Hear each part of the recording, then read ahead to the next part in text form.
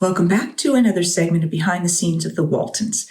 Today I'm going to be talking about the episode The Remembrance from Season 8. This is episode 18.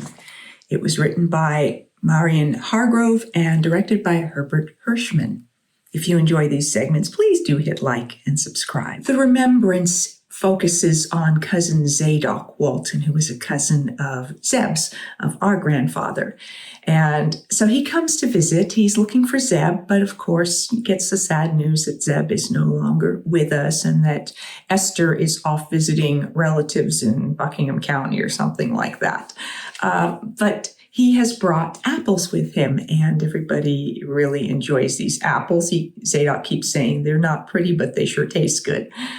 So he's an interesting character to the family because he seems to be losing his hearing. His mind seems to be wandering. They're not quite sure how all there he is, and he keeps telling them different sorts of stories.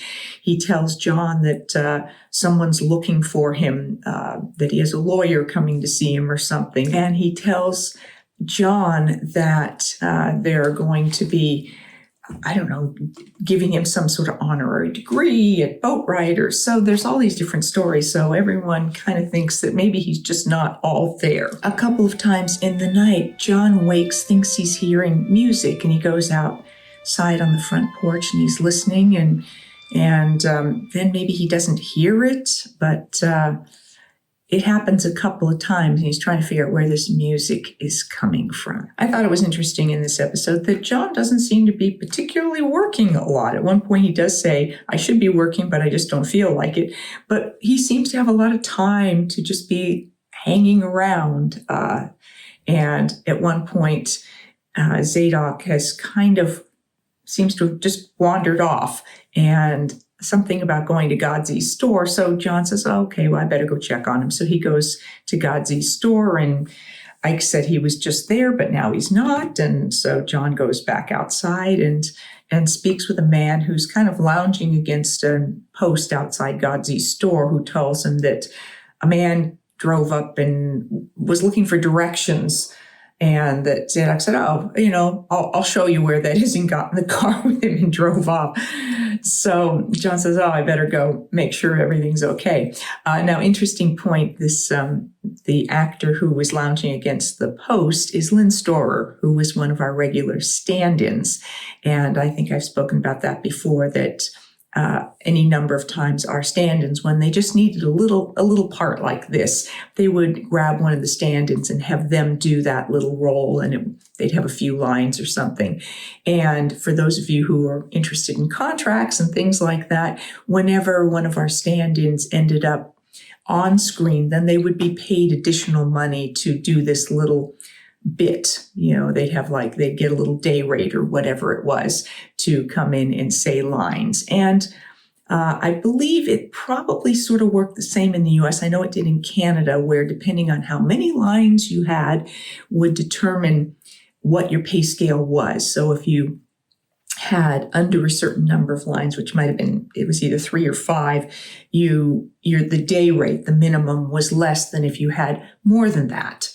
Also, if you did a little something, but you didn't have lines, it's what we called a silent bit, but you actually had interaction with maybe the lead character or something. So you were sort of featured, but you didn't have lines. Then that was also a little pay bump, as opposed to just strictly being in the background where you were part of the crowd and the camera never specifically featured you interacting with any of the main characters. When John has found Zadok at Boatwright University and brings him home, when he arrives home, as Zadok is going up to the front porch, he sort of trips and falls.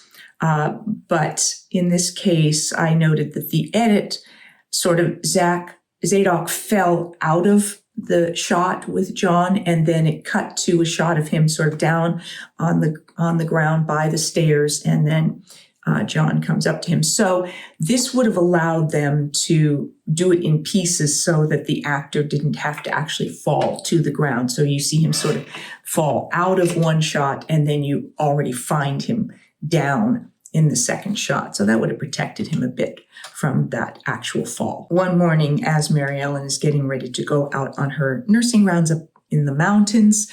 She says that she needs some help looking after John Curtis that day because she can't take him because he's a little under the weather. So Elizabeth's going to help, but then Elizabeth needs to do something. So then Cindy's going to help, and Zadok says he'll help look after him. And so John Curtis seems to be getting passed around amongst the family that day. But at one point we see Zadok kind of holding John Curtis and singing to him. It's really sort of sweet.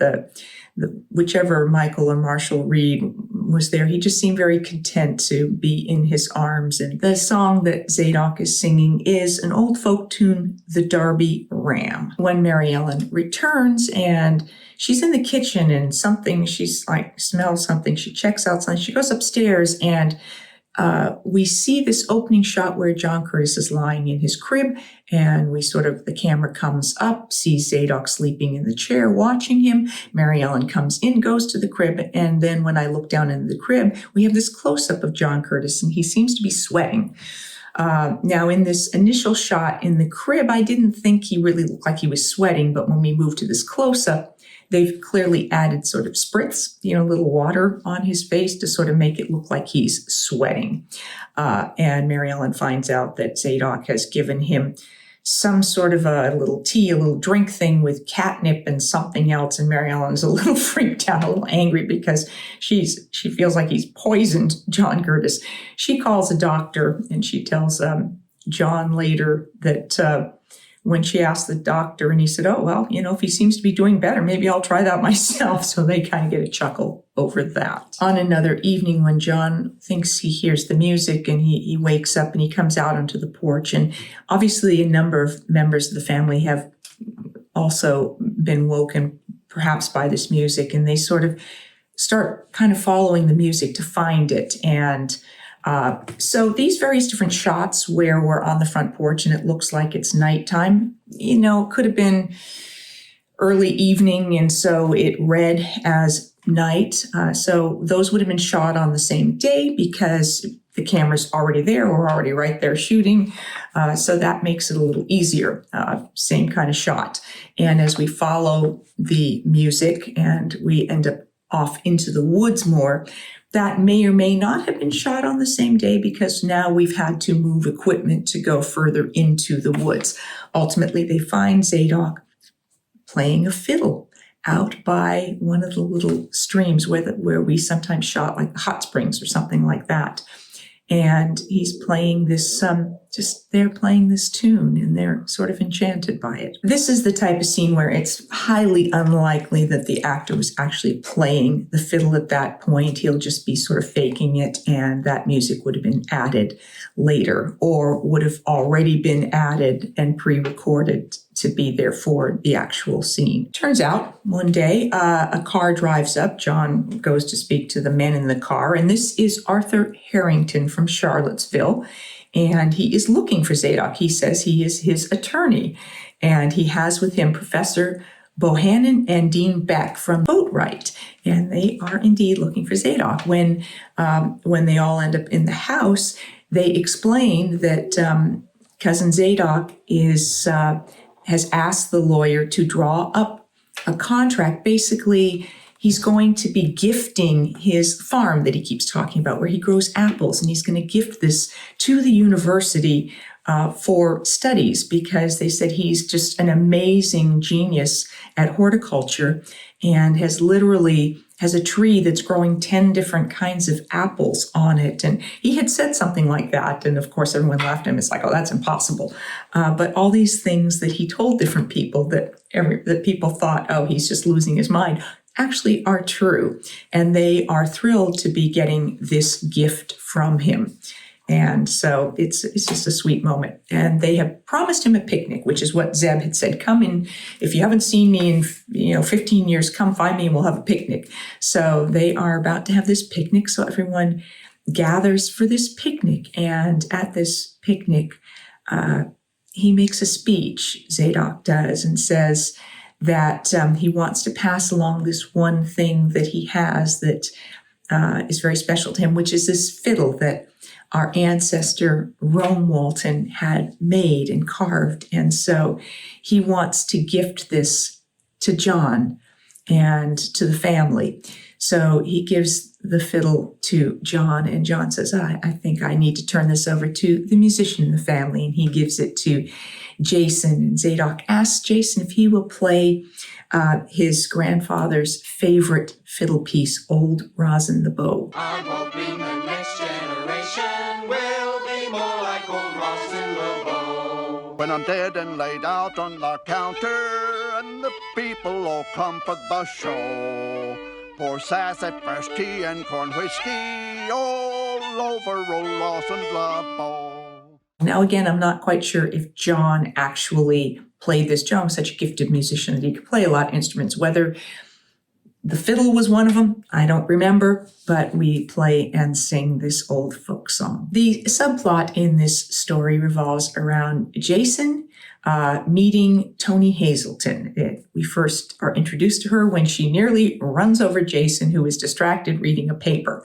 And it is sparks flying from the beginning. She's annoyed with him. He's flirting with her, and they just keep bumping into each other. She is doing some work, some study. Jason comes into this empty hall, basically, area on his army base, and says he hasn't okay to use the piano. So he's like trying to compose a song. She leaves. Another time he's there trying to compose something, and she comes in, and so they just keep kind of like butting heads, but Jason is just enamored of her. And at one point they get in each other's face, and sparks are really flying and stuff. And then he says, "You're narrow-minded, you're ill-mannered, and furthermore..." Furthermore what? Furthermore, I'm crazy about you. Toni has looked over this piece of music that Jason has left on the piano, and subsequently she ends up coming to the house after bringing this music back, and she apologizes to Jason and says that, yes, she does get really grumpy and stuff, and there's reasons for that she's not ready to share yet.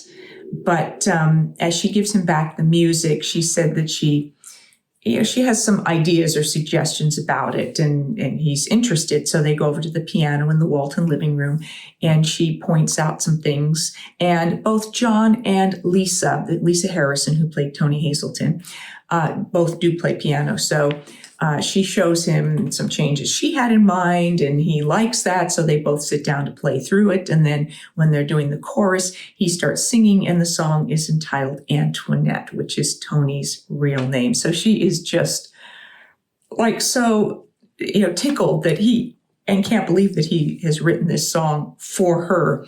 And so they sing a bit of it. You sing Antoinette. You're the kind of woman who's not easy to forget. And Lisa has just a beautiful voice. And so the two of them actually in real life did quite a bit of singing together. So it was a nice touch there. And for those of you who don't know, Lisa and Jon were married for quite a number of years, and they have a daughter together. And you might, if you see this piece of trivia, it's incorrect that says that they met in the filming of this show and got married. No, they already knew each other. They were already dating. And that was, I'm sure, instrumental in Lisa having the opportunity to audition for the role of Toni. But she did have to audition, and she did get the role. And she did a really nice job in this episode with the character. And clearly there is chemistry between the two of them. So it all worked out well. Toni stays for the picnic because that's the day she arrived, and so she is there for that final sort of segment and everything that goes on there, and part of the singing of the final song. And I loved how Zadok got up at the end of the picnic and danced a little jig, kind of like we often saw Will Geer do as Grandpa. The guest actors in this episode were Woodrow Chambliss, who played Zadok Walton, and I was fascinated. He had a lot of dialogue, and he just was right on it, a lot of speeches and stuff. So clearly a very experienced actor. He did 38 episodes of Gunsmoke He did The Virginian, The Wild Wild West, The Andy Griffith Show, My Three Sons, Lassie, Perry Mason, etc., etc., etc. So truly a long-time working actor. Ivor Francis played Dean Beck. Ivor was born in Toronto, Canada. He was an acting teacher. He was the father of Jeannie Francis, who was on General Hospital for years and years and years. And Jeannie was married to Jonathan Frakes. They are still married, have been for forever. And Ivor did a lot of TV. He was in Ralph Waite's other subsequent series, The Mississippi. He did 4 episodes of The Waltons. In season 4, The Breakdown as Professor Hoadley. In season 7, The Burden as Professor Hoadley. And then here, as in season 8, as Dean Beck in The Remembrance. And once again, he reappeared as Dean Beck in season 9 in The Threshold. Harry Bash was Arthur Harrington. He was the lawyer for Zadok. And he was in 12 episodes of Falcon Crest as Vince Caproni. He also did a ton of work. He was in Dr. Kildare, Star Trek, Gunsmoke, Mission Impossible, Get Smart, Daniel Boone, Mod Squad, etc., etc. And then Ross Elliott played Colonel Uselbury, who was the colonel that Tony Hazelton drove for. So she was a sergeant who drove this colonel around. And Ross was a member of Orson Welles' Mercury Theater and ended up, because of that, being a part of the War of the Worlds radio broadcast in 1938, that famous Orson Welles radio broadcast of War of the Worlds. He has like 212 TV credits. He, in the Lucy show, the I Love Lucy, he was the director in that episode about the Vitamita Vegemin commercial spot that Lucy did that was so iconic. He was in 61 episodes of The Virginian as Sheriff Abbott. He worked with Doris Day and James Garner in the Thrill of It All movie. He was also on the Doris Day Show then and did episodes of Little House on the Prairie, Dallas, Dukes of Hazzard, Gunsmoke, Mod Squad, Bonanza, The FBI, Lassie, Felony Squad. 6 episodes of that. He did the Andy Griffith Show, The Fugitive, Twilight Zone, The Rifleman. So these amazing actors with these long time careers that started off doing all these Westerns and stuff. I just loved how many of those actors did episodes of our show. John Furlong was Professor Bohannon. He did episodes of Murder, She Wrote, Cagney and Lacey, Highway to Heaven, Dallas, Fantasy Island, Little House on the Prairie. A lot of additional Little House combinations here. And then, as I mentioned, Lisa Harrison played Tony Hazelton, and she subsequently did 7 episodes of The Waltons and 3 of the reunion movies. And then, of course, we had the Reed twins back, Michael and Marshall, so adorable as John Curtis. And I mentioned Lynn Storer, our stand-in, who was the gentleman lounging outside Godsey's store. And over the seasons, he had 8 episodes where he did small bit parts like this. Thank you for joining me for this episode of Behind the Scenes of the Waltons. I will be back with more Behind the Scenes of the Waltons and more Ask Judy. Thanks for watching.